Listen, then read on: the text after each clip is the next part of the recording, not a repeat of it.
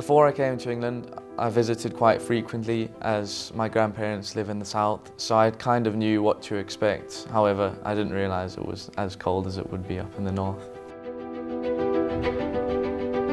I'm Alex. I'm from Zimbabwe. I joined Stonyhurst when I was in year 9, so I was 13, and I'm now 18 in my final year at Stonyhurst. And I've also met a lot of people from other countries such as China, Germany, Spain, and other countries. When I joined in year 9, I was a full boarder for the first 3 years. And going into the 6th form, I became a weekly boarder when my mum moved over to do her work in our boarding house. We have a lot of people that have been together for 5, 6+ years, and it's great to be able to be with them every day. It really helps having such a great sense of family.